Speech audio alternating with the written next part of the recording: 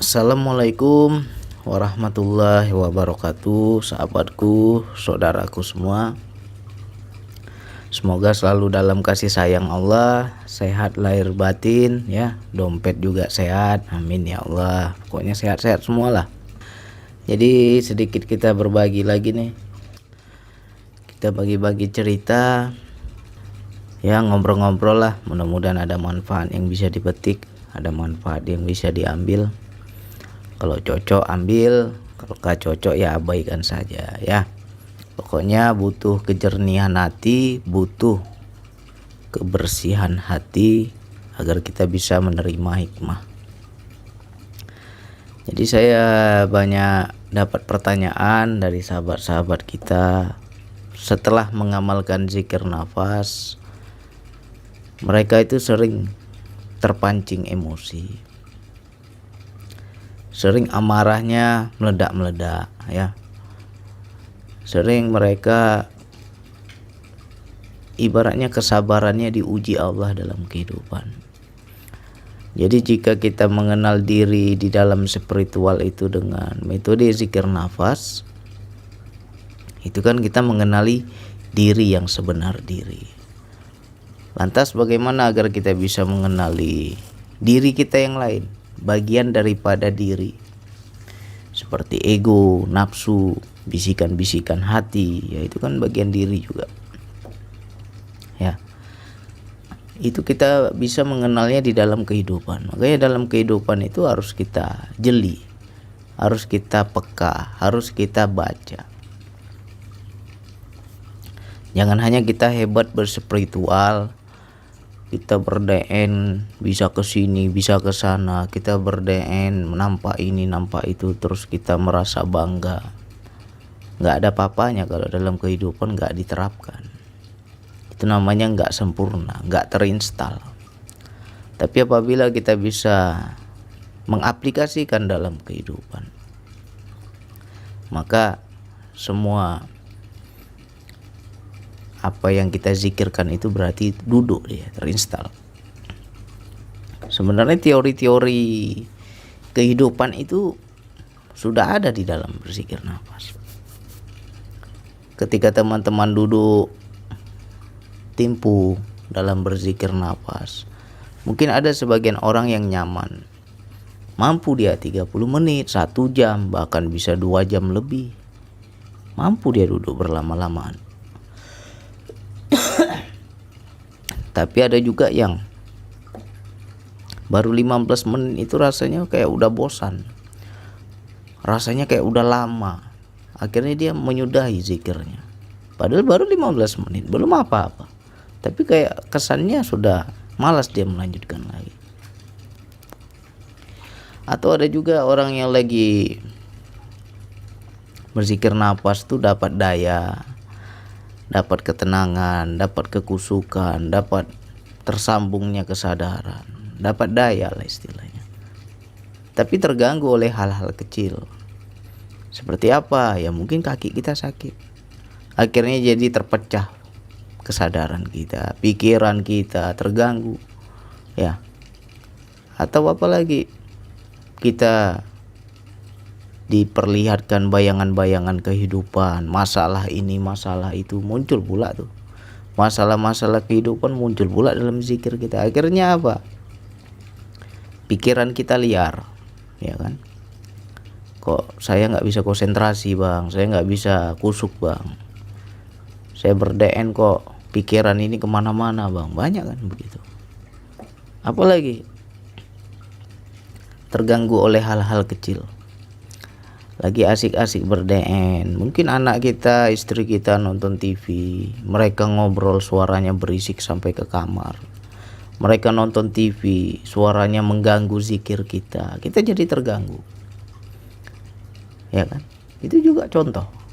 Apalagi contoh yang lain, lagi enak-enaknya kita berzikir, lagi tenang, lagi nyaman, lagi hening ya kan, tiba-tiba digigit nyamuk pula, kita gatal pula badan ini digigit nyamuk ya kan.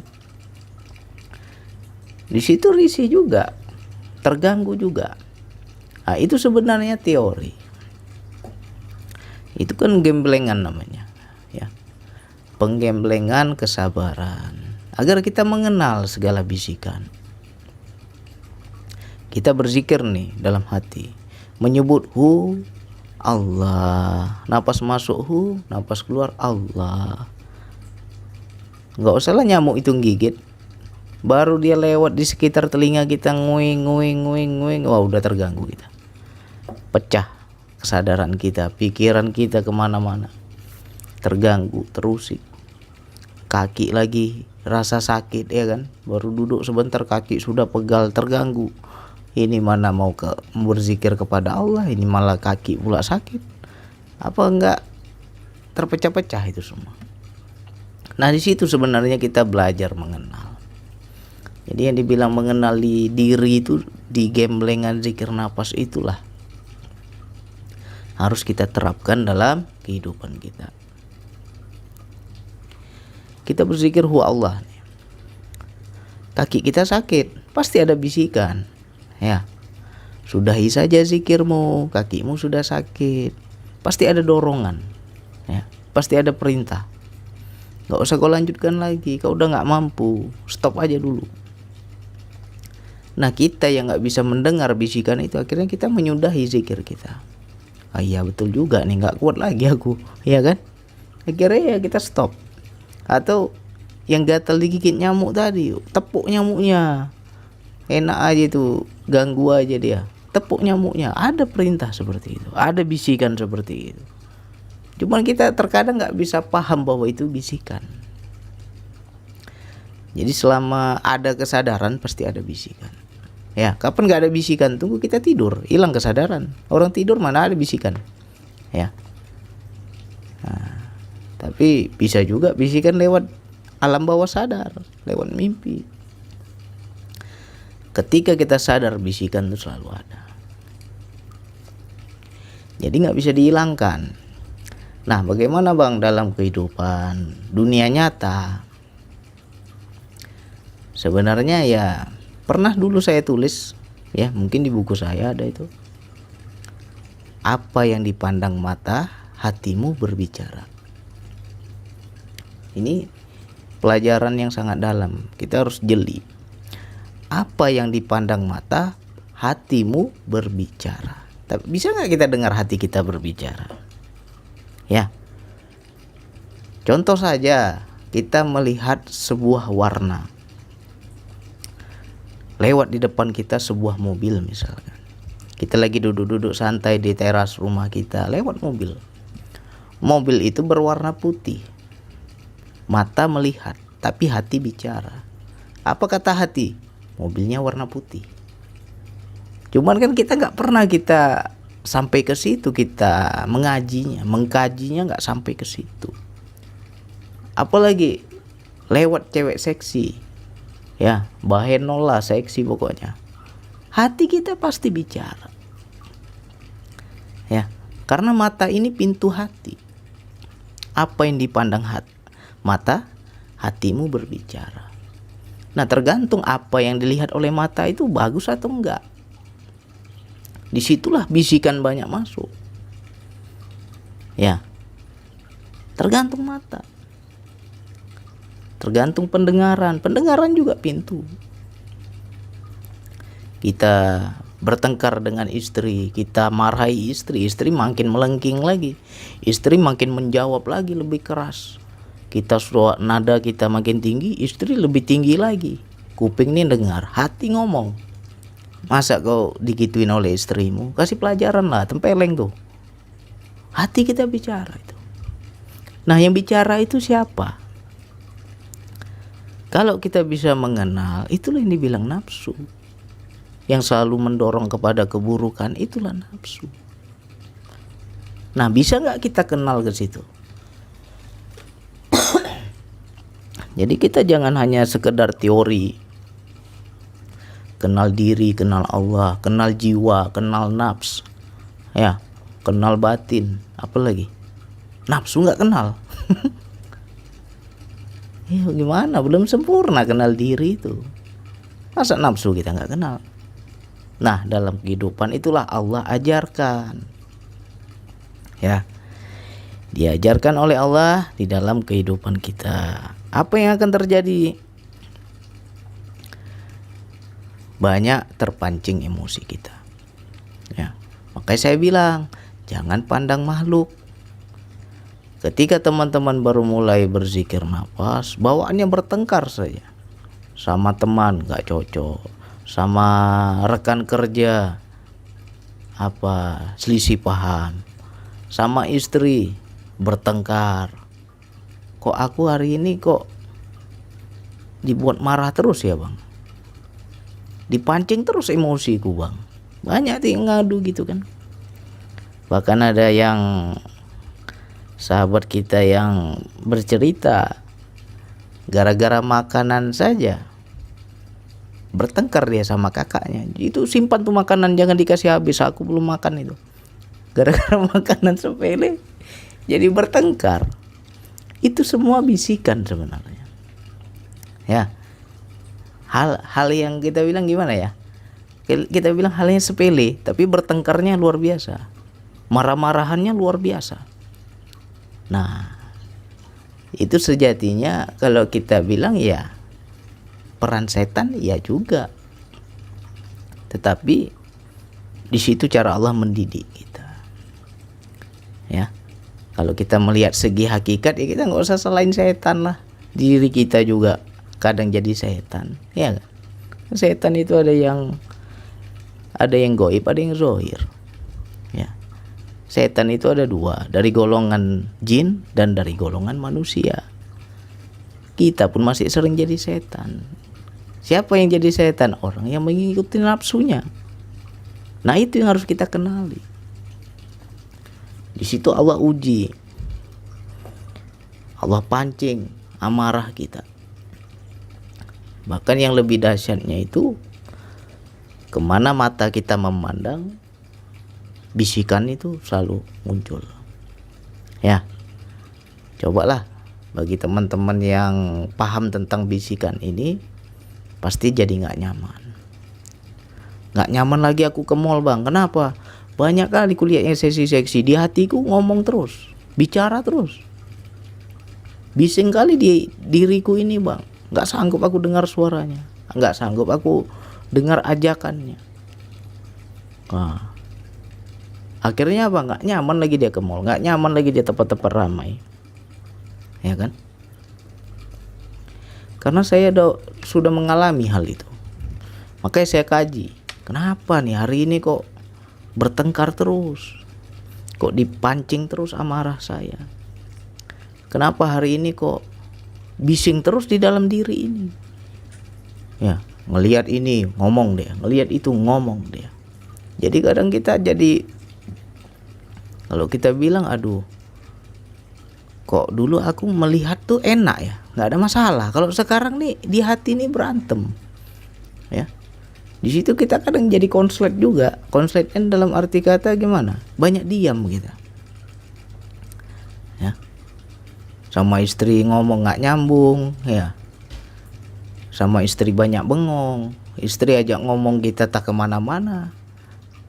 Istri ngobrol sama kita, tapi kesadaran kita, pikiran kita di dalam ini. Berperang kita di dalam. Ya, satu aja ini, satu aja itu. Nah, wilayah ini juga bahaya kalau nggak terkontrol. Ya. Jadi bagi teman-teman yang mengamalkan zikir nafas, muncullah itu bisikan-bisikan. Itu sesuatu yang lumrah. Karena apa? Kesadaran jiwa kita sudah mulai aktif, sehingga sesuatu yang gaib itu terbuka. Sesuatu yang gaib di dalam diri kita terbaca, seperti nafsu, ego, bisikan-bisikan hati itu terbaca semua. Kita mendengar semua, jelas. Karena kesadaran jiwa kita sudah aktif. Nah, cuman kalau nggak terbimbing ini menjadi gangguan, berbahaya. Ya, makanya saya selalu bercerita di YouTube ini pengalaman yang sudah saya jalani agar teman-teman itu tidak kebablasan lah istilahnya. Ya.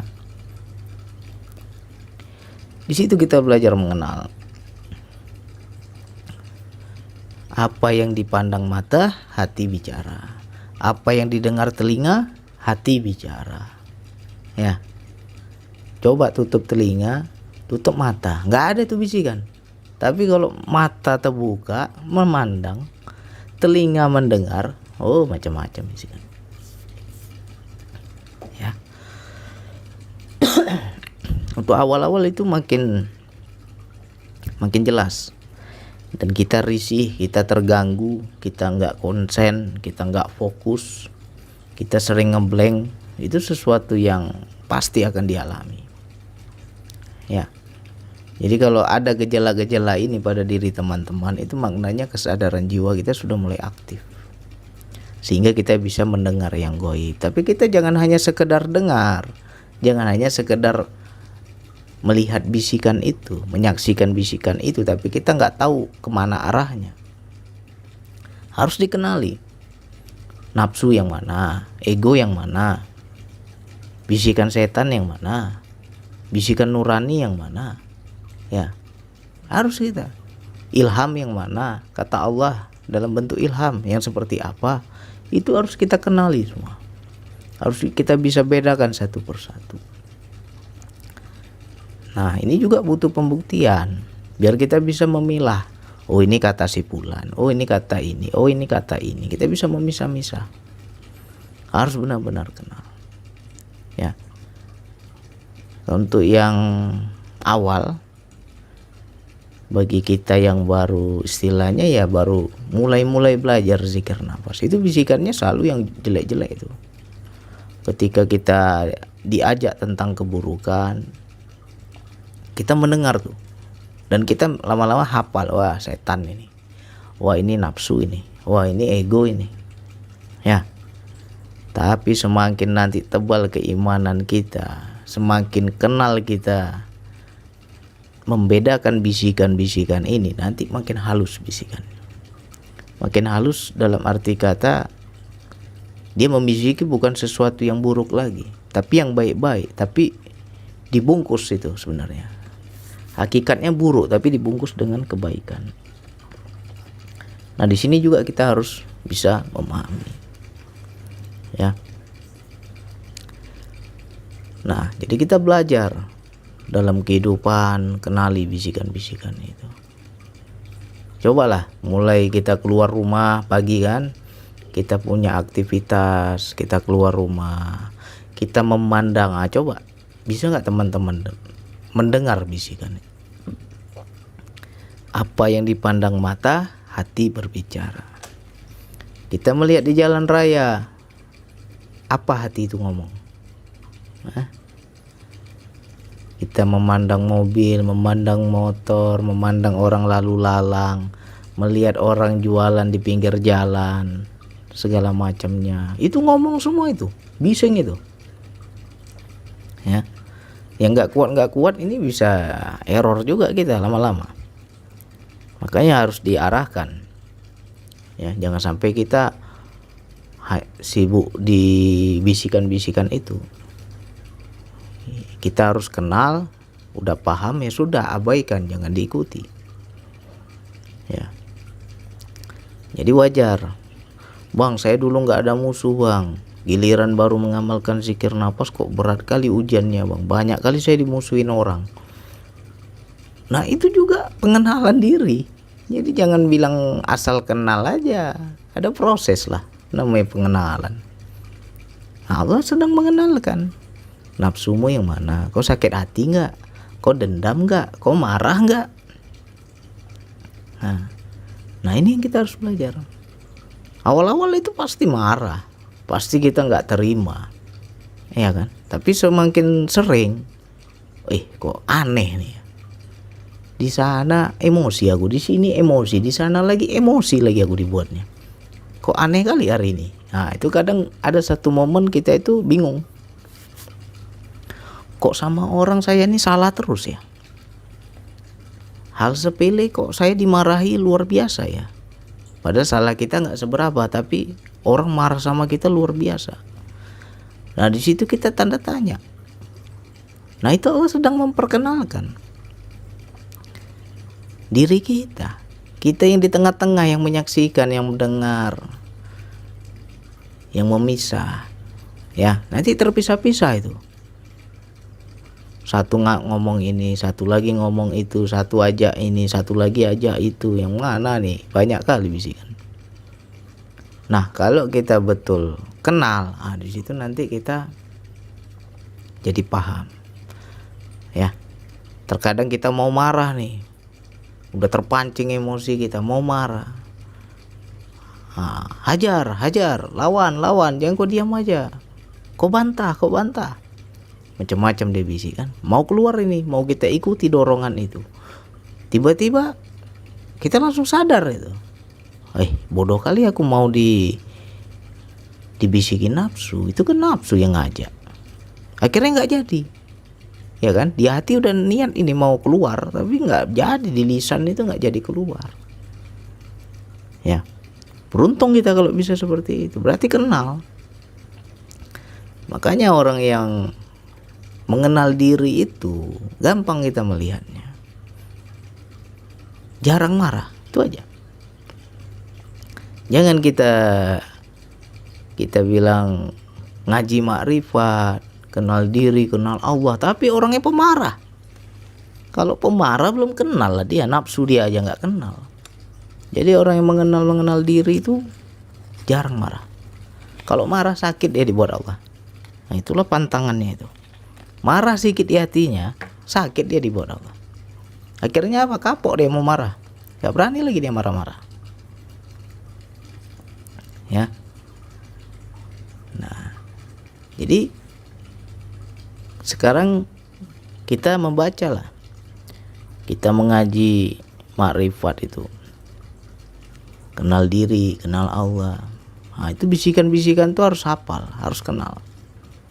Kalau kita nggak paham tentang bisikan ini, nggak bisa memilah, nggak bisa hafal, nggak bisa mengenal ini dari siapa yang ngomong ini, siapa yang ngajak ini, nah, itu bahaya kalau kita belum makrifat itu, ya, belum bisa kita kenali.